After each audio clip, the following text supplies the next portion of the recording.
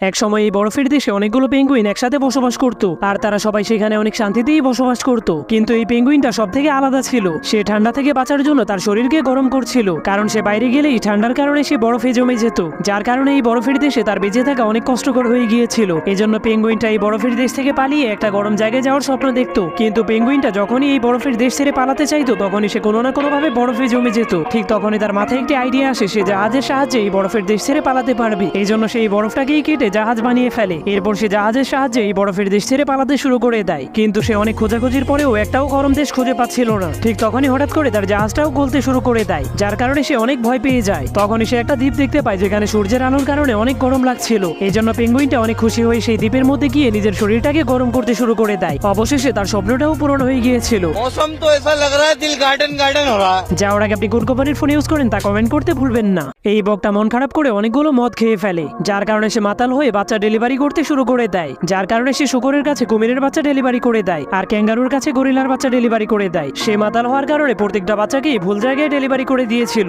যার কারণে তাদের ডেলিভারি কোম্পানিতে অনেকগুলো কমপ্লেন আসতে শুরু করে। তখন তাদের এই খবরটা নিউজেও চলে আসে। এই জন্য তারা সবগুলো বাচ্চাকে ফিরিয়ে এনে তাদের মেশিনের সাহায্যে দেখাশোনা করতে শুরু করে আর মেশিনগুলো তাদেরকে আসল মায়ের মতো আদর যত্ন এবং দুধ খাওয়াতেও শুরু করে দেয়। এরপর মেশিনগুলো বাচ্চাদেরকে ধোয়ার পর রশিদে শুকানোর জন্য ঝুলিয়ে দেয়। কিন্তু এখনো এই ডিমটা ফুটে বাচ্চা বের হয়নি, যার কারণে শুকর হাঁসটাকে বলে তুমি এই ডিমটাকে তা দিয়ে ফুটিয়ে দাও। কিন্তু হাঁসটা বলে না, আমি এসব কাজ করতে পারবো না। যার কারণে তাদের মধ্যে একটি ভয়ঙ্কর লড়াই শুরু হয়ে যায়। তখন তারা একজন আরেকজনকে ধরতে গিয়ে ভুল করে সেই মেশিনের উপরে চলে যায়, যার কারণে সেই মেশিনগুলো তাদেরকে মারতে মারতে বাচ্চাদের কাপড় পরিয়ে দেয়। এরপর সেই মাতাল বকটা তার বাচ্চায় রকেট লাগিয়ে তাদেরকেও বাচ্চা মনে করে ডেলিভারি করে দেয়। কিন্তু মাতাল বকটা ভুল করে হাঁসটাকে গরিলার কাছে ডেলিভারি করে দেয়, যার কারণে গরিলাটা কান্না শুরু করে দেয়, কারণ এই নিয়ে 3বার তার কাছে অন্য প্রাণীদের বাচ্চা ডেলিভারি করা হয়েছিল।